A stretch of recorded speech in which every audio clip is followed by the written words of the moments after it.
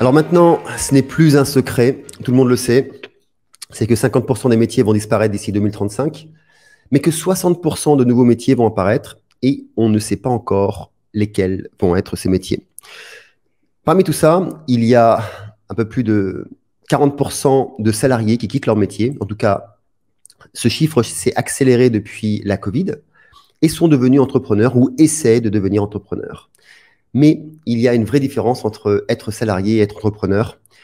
L'état d'esprit est totalement différent, le mode de vie est différent, bien sûr la manière d'être rémunéré est différent, le temps de travail aussi est différent, et tout ça, la plupart du temps, les salariés ne le savent pas. Et lorsqu'ils arrivent avec leur nouveau métier en tant qu'entrepreneur, ils sont un petit peu perdus et nagent comme ça dans un grand océan en se disant « mais qu'est-ce qu'il se passe ?»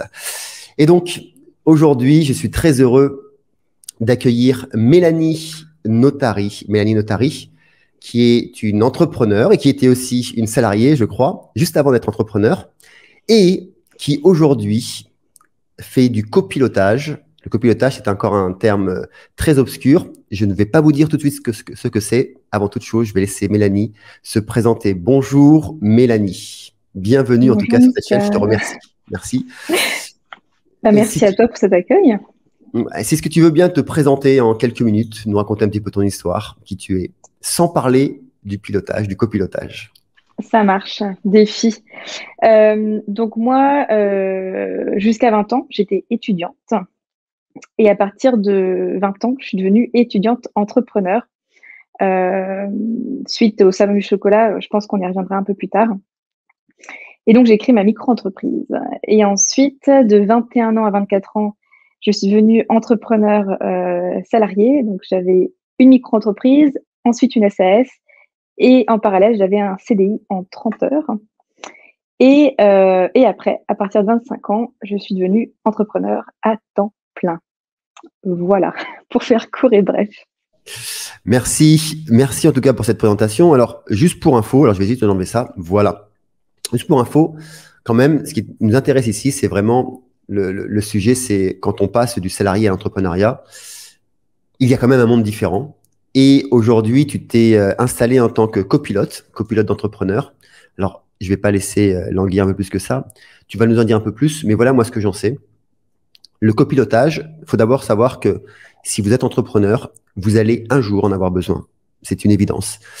Et puis, quoi qu'il arrive, si vous êtes salarié et que vous allez devenir entrepreneur, c'est presque une obligation. Le copilotage, c'est à un moment donné être accompagné par une personne qui est passée aussi comme vous, de salarié à entrepreneur, et qui va pouvoir vous aider à mieux comprendre l'état d'esprit d'un entrepreneur, qui va vous comprendre aussi à peut-être ne pas vous laisser piéger par le piège de l'entrepreneuriat qui est de vivre pour son métier et d'oublier de vivre sa vie. Puisque c'est un des problèmes principaux, les plus gros burn-out que l'on peut trouver dans notre métier entrepreneur, c'est parce que justement l'entrepreneuriat a pris le dessus sur sa vie. Est-ce que c'est ça, Mélanie? Écoute, tu as très bien résumé. Moi, il y a quelque chose de très, très important, mais parce que j'ai aussi vécu l'entrepreneuriat comme quelque chose que je pouvais subir. Mais aujourd'hui, ce qui est très important pour moi, c'est que l'entreprise soit au service de l'entrepreneur et non l'inverse. Et des personnes que je rencontre et des entrepreneurs que je rencontre, souvent, c'est l'inverse qui se produit, c'est qu'ils vivent pour leur entreprise. Et du coup, ça empathie sur tout ce qui va être vie pro, vie perso. Et c'est là où ça devient problématique, je trouve. Donc, c'est vrai que moi, aujourd'hui, j'accompagne plusieurs entrepreneurs, donc que ce soit des coachs, des thérapeutes, mais aussi j'ai des artisans. Et c'est vraiment passionnant de les accompagner sur ce chemin entrepreneurial. Mais il y a d'une part de plus se sentir seul, ce qui est souvent très récurrent en tant qu'entrepreneur. Et puis aussi d'avoir une personne qui est là pour prendre du recul, prendre de la hauteur aussi. Et puis voilà, aller amener à des objectifs, à tracer une route et à mettre tout en place au service de l'expansion de la personne, de la pérennité aussi de l'entreprise. Voilà. Tu disais que les entrepreneurs, la plupart du temps, se laissaient envahir par leur métier. Est-ce que tu penses que c'est dû à la peur de ne pas vendre? Parce que si tu veux, Dans l'entrepreneuriat, il n'y a pas d'horaire, mais on va en parler parce que ça, c'est vraiment très important. Il n'y a vraiment pas d'horaire, c'est-à-dire que normalement, en tant qu'entrepreneur, tu peux choisir tes horaires et je vous invite en fait à vivre selon votre vie, sinon rester salarié. Mais souvent, quand on est les entrepreneurs, en tout cas les jeunes entrepreneurs, pensent que c'est en travaillant plus qu'ils vont arriver à faire plus et à gagner plus.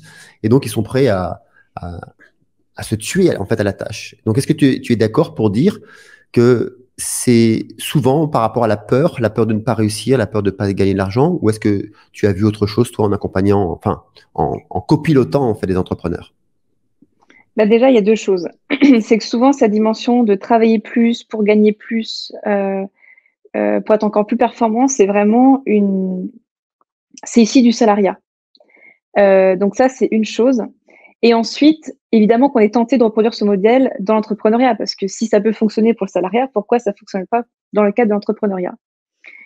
Mais justement, l'entrepreneuriat, c'est choisir d'être créateur de sa vie, donc de plutôt permettre à construire un modèle qui est bon pour nous, un emploi du temps qui est bon pour nous. Et ce que moi, d'expérience, j'ai pu voir et vivre, et que d'autres clients ont pu aussi le vivre, c'est qu'à partir du moment où tu lâches prise sur certains aspects, où tu t'offres de plus en plus de créneaux de temps libre, si tu as une passion, si c'est le surf, et bah, tu prends des créneaux pour aller surfer pendant la journée, bah, plus en fait, ils vont être avec des résultats euh, qui ne s'attendaient pas à des appels découvertes qui arrivent quand ils sont en pleine session de surf, alors qu'ils n'avaient pas eu d'appel pendant des mois et des mois, ou des rentrées de chiffre d'affaires qui sont hallucinants. Et du coup, c'est aussi quelque chose à travailler parce que c'est pas évident. Mais franchement, c'est à expérimenter. Mais je pense que c'est surtout issu aussi la peur de l'inconnu, parce que la peur de l'inconnu paralyse. Et l'entrepreneuriat, je pense que plus inconnu, c'est un peu compliqué, parce qu'on ne sait pas combien de clients on aura, parce qu'on ne sait pas en combien de temps on fera ce chiffre d'affaires. Et, et du coup, voilà, il faut aller au-delà de cette étape paralysante. On lâche prise et après, c'est extraordinaire. Tu parles de surf parce que c'est par hasard ou... Alors, ça concerne mon copain, mais je crois que ça D'accord, concerne ok. quelqu'un d'autre, ouais. Non, non, parce que moi, c'est vrai que en tant qu'entrepreneur, je cale mes journées en fonction du swell, enfin la hauteur des vagues et la hauteur du vent. Et ça, c'est vraiment important, en tout cas. Voilà. Bon, voilà. J'ai pu lire dans ta biographie, en tout cas dans ce que tu écris sur ton site, au travers de ce que tu écris, ce qui ressort beaucoup, c'est que il y a, pour toi, tout est possible. Pour toi, en tout cas, apparemment, quelle que soit la direction que l'on veut prendre, quel que soit l'état d'esprit que l'on va avoir, c'est une possibilité. Est-ce que tu peux en dire plus là-dessus? Parce que moi, j'accompagne aussi les entrepreneurs et des personnes qui sortent du salariat pour être entrepreneurs. Et la première question qui revient tout de suite, c'est est-ce que je peux? Est-ce que j'ai les capacités pour y arriver? Quand c'est pas, est-ce que j'ai les diplômes, hein? Enfin bref, voilà, on en est encore là aujourd'hui. Donc, est-ce que tu peux nous traduire, nous expliquer ce que veut dire pour toi tout est possible et si tu y crois vraiment? Alors, pour moi, ça, c'est super important, ce concept de tout est possible, parce que je le vis depuis mes débuts entrepreneuriaux. Il se trouve que donc moi, j'ai fait des études littéraires, donc lettres classiques, en plus, c'est un cursus qui est de moins en moins réalisé, donc latin et grec. Et en 2019, on m'a invité au Salon du Chocolat à Paris, qui finalement, j'ai fait une rencontre. Ça m'a permis de créer ma micro-entreprise et du coup de travailler pour le chocolatier que j'avais rencontré. Donc déjà, surtout que cette personne-là, moi j'avais dit, j'ai 19 ans, j'ai pas de diplôme, voilà, j'ai juste mon bac, je suis en pleine fin de licence. Pourquoi moi? Et puis il m'a dit, bah, c'est parce que c'est toi que je veux. Donc ça allait au-delà des diplômes aussi. Euh, mais tout est possible parce que, enfin voilà, ça c'est mes débuts. Mais là, il n'y a pas si longtemps que ça. Donc j'ai lancé cette nouvelle activité de copilotage en janvier de cette année, donc janvier 2022. Et je m'étais mis comme objectif d'avoir 4 clients par semaine. Ce qui, du coup, pour moi, était challengeant. Et en fait, au mois de mai, ben, j'ai eu ces 4 clients, donc 5 mois plus tard, ce qui est quand même assez court. Et en plus de ça, j'ai eu un autre appel découverte d'un boulanger Et qui m'a dit oui, donc au-delà d'en avoir 4 et d'atteindre ce chiffre des 4, j'ai réussi à atteindre 5.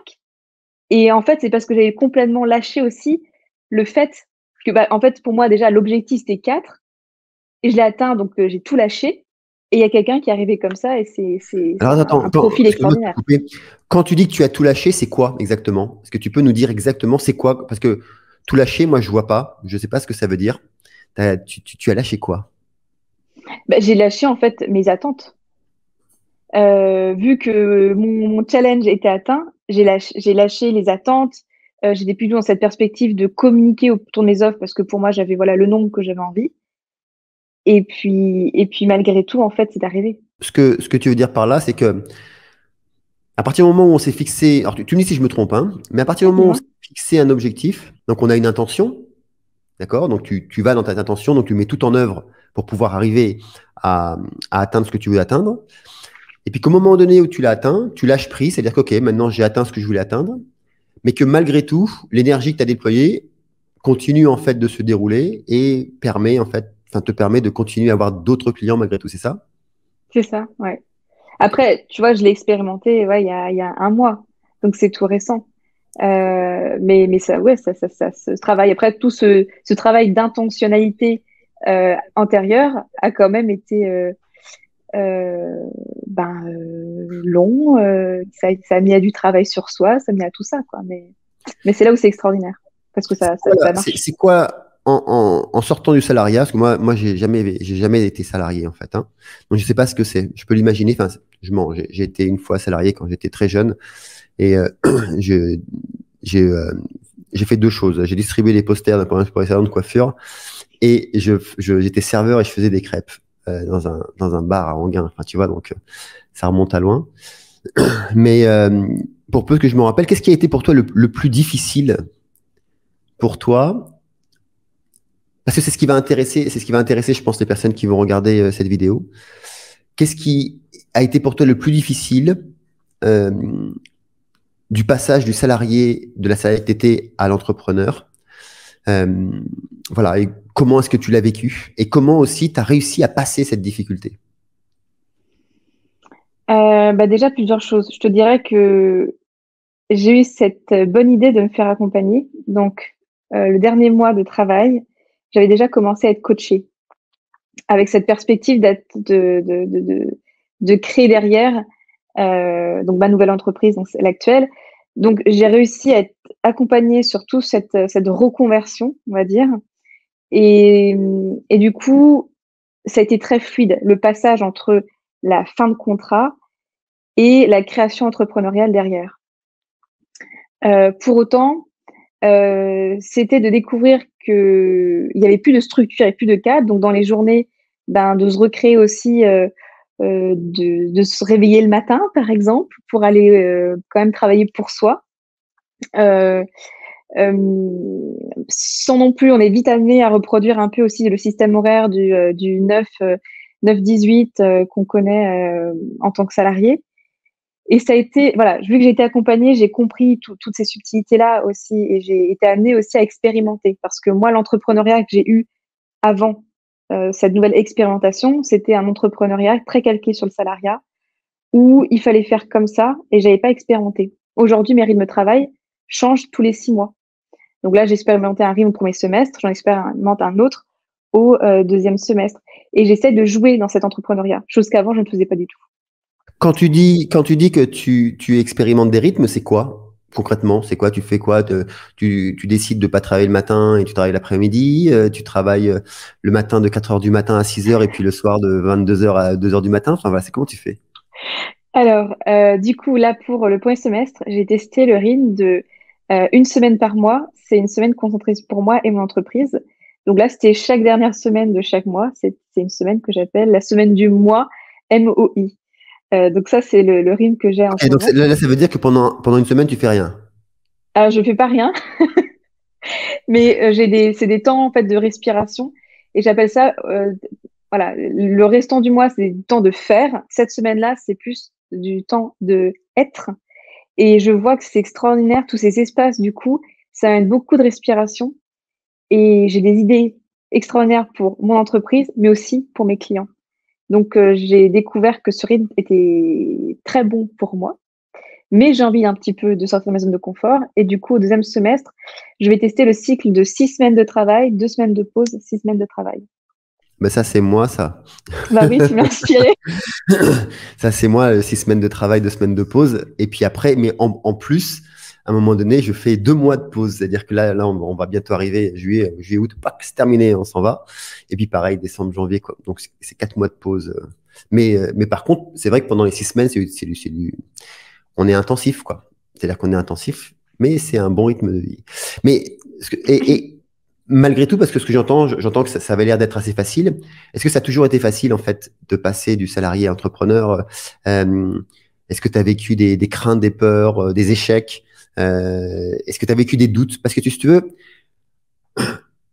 moi, j'aime la transparence et c'est vrai que beaucoup de personnes pensent que devenir entrepreneur, c'est facile, d'une part, que dès que on a quelque chose d'important à dire ou d'intéressant à dire, on va trouver des clients parce que de toute façon, c'est vraiment bien ce que je fais.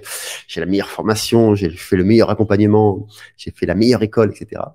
Et puis quand on arrive sur le terrain, ça passe que ça passe pas du tout comme ça, c'est pas du tout la même chose.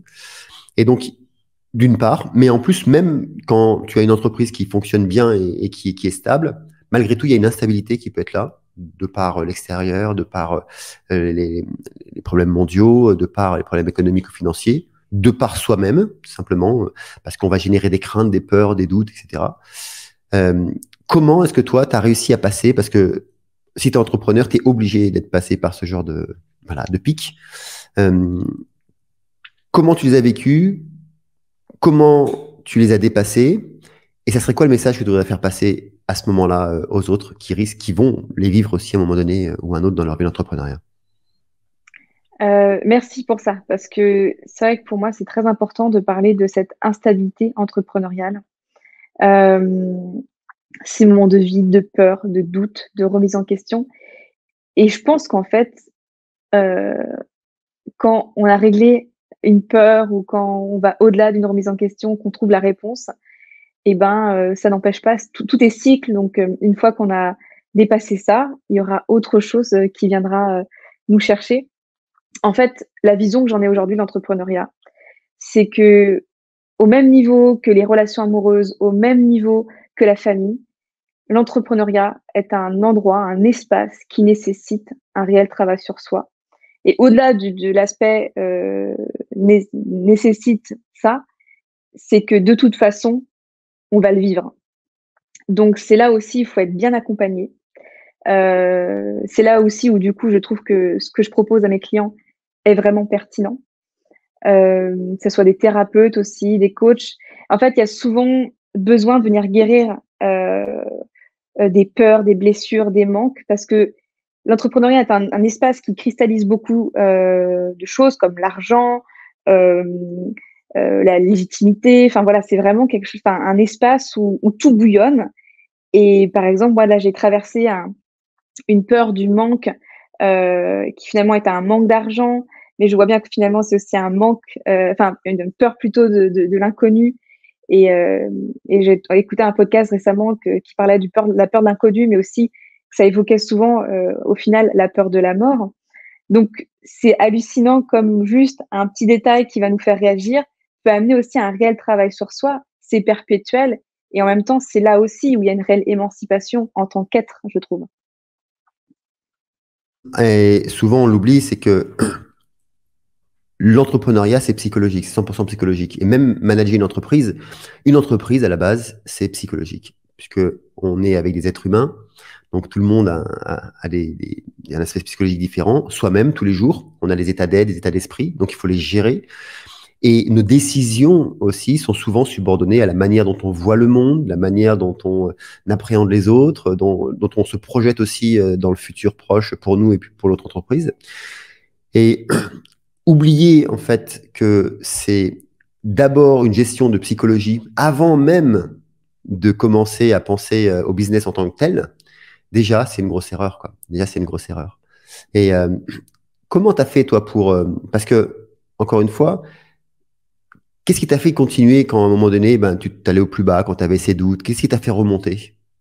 Qu'est-ce que tu t'es dit? Je sais pas, est-ce que tu t'es motivé? Est-ce que je sais pas, t'as écouté des podcasts, tu t'es rappelé des mantras, je sais pas, tu t'es revenu sur ta vision, est-ce que d'abord tu as une intention de vie professionnelle? J'en sais rien. Voilà, si t'en as, merci de nous la dire. Mais à quoi est-ce que tu t'es raccroché? Euh, alors déjà, en effet, il y a il y a des podcasts qui, pour moi, sont très inspirants. Il y a ça. Je me fais aujourd'hui accompagner parce que j'ai bien compris qu'on peut pas entreprendre seul. Enfin, on peut, mais dans ma vision actuelle, c'est que c'est quand même tellement mieux d'être accompagné, d'avoir un coach, d'avoir aussi plusieurs thérapeutes pour nous accompagner dans ces périodes où il y a besoin de la guérison aussi. Et oui, j'ai une intention de vie professionnelle que je vais juste te partager après. Mais en fait, c'est ça, c'est que j'avais réalisé cet exercice avec toi d'intention de vie et d'intention de vie professionnelle. Et quand on voit à quel point notre intention est tellement grande, on peut pas abandonner. C'est plus grand que nous. Donc, il faut vraiment euh, avoir foi et voir aussi tout ce qu'on a réalisé et mettre de la conscience. Parce que c'est un cheminement qui est quand même souvent beau et difficile. Et juste de mettre, écrire sur papier comment j'étais il y a 3 mois, qu'est-ce que je faisais il y a 1 an, il y a 5 ans, il y a 10 ans, et se rendre compte de tout le chemin parcouru, bah rien que ça, en fait, on se dit, bah, je vais pas abandonner maintenant.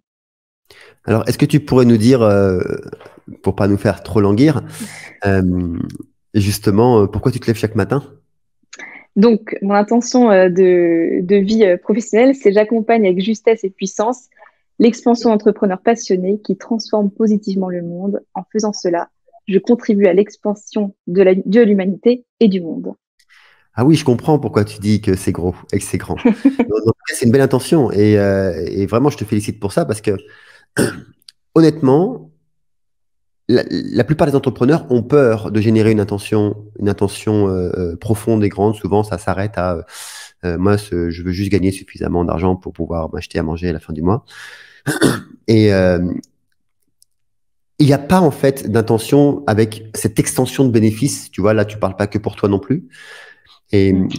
et ça, c'est vraiment important. C'est-à-dire que plus l'intention est grande, et c'est vrai que plus l'intention touche le monde autour de soi. Moi, je pars du principe que le monde ne peut changer que par l'entrepreneuriat. Est-ce que tu es d'accord avec ça? Je pense que on arrive à un temps de l'humanité, à un moment où la responsabilité de chacun et la souveraineté de chacun va être nécessaire pour, euh, pour vivre dans des sociétés paisibles et respectueuses. Et je trouve que c'est là aussi où dans l'entrepreneuriat ça peut faire peur, c'est parce qu'on devient responsable et qu'on peut devenir souverain.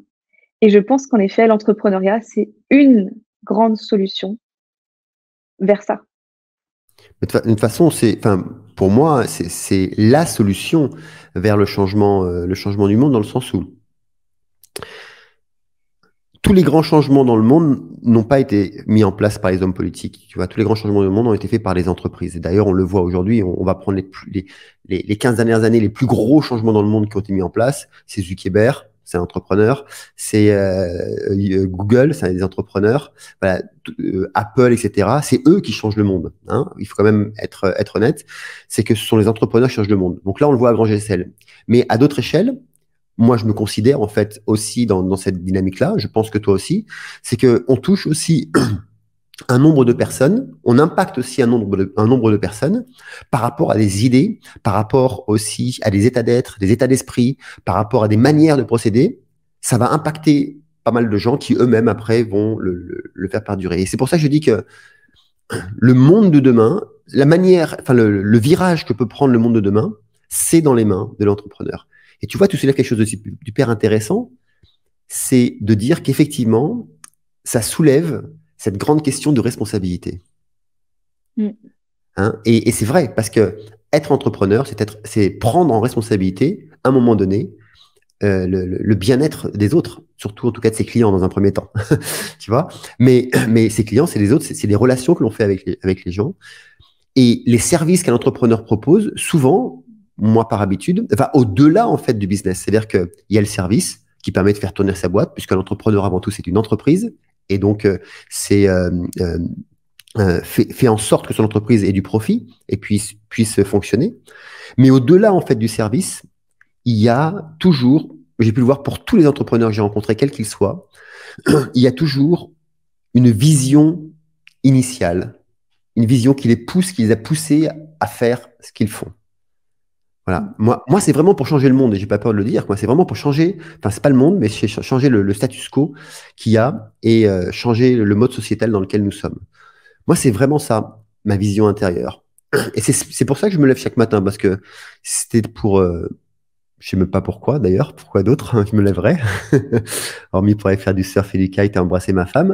Mais voilà, c'est-à-dire que ça me motive. Je me dis que bah, peut-être que j'y arriverai un jour, quoi. En tout cas, à force. Et toi, du coup, pourquoi tu te lèves chaque matin? C'est quoi cette grande vision que tu as au fond de toi, hormis ton intention de vie, mais cette grande vision qui t'a dit, ah bah là, je veux être copilote parce que. Euh, Déjà, je pense que ça venait de l'individu que je suis, que j'étais et que je suis toujours. C'est cette quête, cette profonde aspiration pour la liberté que l'entrepreneuriat permet quand on se libère de la structure salariale. Et aujourd'hui, je vois que c'est beaucoup plus grand que moi, c'est d'accompagner les entrepreneurs à s'émanciper, à s'expandre, euh, s'expandre en conscience, c'est-à-dire qu'il y a vraiment une idée de pérennisation aussi. C'est pas comme une start-up qui va faire exploser son chiffre d'affaires et puis finalement pour exploser tout court 5 ans plus tard parce qu'ils n'ont pas réussi à assumer l'expansion. Vu que moi j'ai une forte valeur de contribution, par exemple, je me suis engagée à reverser 10% de mon chiffre d'affaires à des organisations, des projets qui me tiennent à cœur, qui font partie voilà, de ce monde dans lequel j'ai envie d'exister à l'heure actuelle. Et ben, c'est possible aussi par l'entrepreneuriat et de faire comprendre aux autres personnes, aux autres entrepreneurs qu'ils peuvent participer grâce aussi à leur entreprise à plus grand qu'eux. En fait, j'ai tout gagné. Mais tu as vraiment tout gagné hein, en faisant ça. J'enseigne aussi dans mon approche, en tout cas aux coachs, aux entrepreneurs qui viennent avec moi, que l'entrepreneuriat, c'est un moyen habile, d'abord, de pouvoir avoir sa liberté financière. Mais en même temps, c'est un moyen facile de pouvoir apporter sa contribution au monde. Et je pars aussi de ce même principe que nous sommes ici pour partager, bien sûr pour recevoir, pour donner, et puis que tout ce que l'on fait, surtout en tant qu'entrepreneur, à partir du moment où on commence à générer des bénéfices, un petit peu, eh ben, c'est de se dire que c'est pas que pour soi. Et ça a deux impacts. D'abord, c'est l'impact de contribution. Ça, c'est excellent parce que ça permet aussi de contribuer à faire en sorte que le monde change. Et deuxièmement, tu envoies un message très fort, en fait, à ton cerveau tous les matins pour te dire que quand ça va pas, que tu travailles pas que pour toi. Tu vois? Et ça, ça a une force incroyable. Enfin, je sais pas si toi tu le vis, comment tu le vis, mais c'est une force incroyable. Et souvent, c'est pas des choses qu'on balance, qu'on raconte à tout va et toutes les 5 minutes, quoi. Mais derrière, enfin, à l'intérieur, ça te donne une force et ça te booste. Voilà. Est-ce que tu vis la même chose ou pas, ou est-ce que tu le vis différemment? Je sais pas. Ouais, complètement, parce que encore une fois, c'est plus grand que nous. Et puis dans cet acte de donner, on reçoit aussi. Alors c'est pas financier ce qu'on reçoit, mais ce qu'on reçoit, c'est une ouverture aussi, je trouve, du cœur, euh, parce que c'est tellement puissant enfin, l'acte de contribution, du don, juste parce qu'on sait que c'est juste. Euh, c'est au-delà des mots. Et comment tu fais, Mélanie, une dernière question, comment tu fais, parce que tu disais tout à l'heure qu'il fallait avoir confiance, qu'il fallait garder cette confiance en soi pour pouvoir avancer, mais faire confiance en quoi? En la vie, en ton coach qui t'aide, en toi, en tes affaires, en tes prédictions, en tes prévisions, en tes bilans. Voilà, ça veut dire quoi faire confiance? Bah, alors déjà, je pense qu'il faut faire confiance en soi, avoir foi. Ce que j'aime beaucoup, c'est la nuance entre espérer et avoir foi. espérer, c'est avoir des attentes. Avoir foi, c'est savoir que de toute façon, le plus juste arrivera. Et du coup, on lâche les attentes, donc souvent, c'est encore plus puissant. Mais dans la confiance, eh ben, c'est en soi, en son projet, heu, aussi, bah, voilà, les personnes qui nous accompagnent dans ce chemin, donc dans le coach, dans les thérapeutes, dans les opportunités qui arriveront. Par contre, je pense pas qu'on puisse vraiment faire confiance à, tu vois, un business plan, par exemple, ou un business model. Enfin, un business model, oui, mais pas business plan. Tu l'expliques très bien d'ailleurs dans ta formation accélérateur de business. Aujourd'hui, ça n'a plus raison d'être. Mais ouais, c'est faire confiance, avoir foi, tout en étant acteur. Parce que si tu fais confiance, si tu fais des intentions tous les jours, mais que tu restes assis dans ton canapé, bah, la vie, elle peut pas te traverser, faire circuler en toi aussi tous ces mouvements qui vont te permettre de créer des choses, de mettre en place ton projet et de le vivre. Donc, je pense que faire confiance et en même temps se mettre en mouvement et être acteur et créateur de sa vie. C'est un message fort que tu donnes alors à toutes celles et ceux là qui veulent devenir entrepreneurs et qui sont salariés. Qu'est-ce qu'elle est en train de dire en fait? Elle est en train de dire que si vous voulez devenir entrepreneur, ben, qu'à un moment donné, il va aussi, enfin, penser que ben il va falloir aussi que vous mettiez au travail à un moment donné. Il va falloir que ben vous en fassiez parfois un petit peu plus que ce que vous avez l'habitude de faire, surtout au début. Après, vous allez pouvoir baisser. Mais au départ, c'est pas rare qu'un entrepreneur passe des 12 heures, 14 heures par jour pour son entreprise. Même après, des fois, hein, ça arrive. Mais c'est pas rare. C'est-à-dire que c'est pas tant le temps que l'on passe dans son entreprise. C'est-à-dire, c'est vrai que si vous calculez autant à l'heure, des fois, vous pouvez être déçu. Parce qu'un entrepreneur, qu'on le veuille ou pas, même si on n'est pas tout le temps en train de travailler, on est tout le temps avec son entreprise. C'est-à-dire que même quand on est voilà, le week-end en vacances, elle est tout le temps là. On est toujours en train de regarder une opportunité, quelque chose. Tiens, mais ça peut être intéressant. C'est toute la différence. En fait, c'est que pour moi, l'entrepreneuriat, c'est l'extension de la personnalité. À un moment donné, c'est de se dire, je fais ce que je fais parce que bah, y a que ça. En fait, c'est pour ça que je suis né et donc je fais pour ça, quoi. Euh, Ça t'arrive toi aussi, Mélanie, ou alors je suis tout seul à penser que, enfin, à être là même sur une plage et me dire tiens, ça pourrait être pas mal.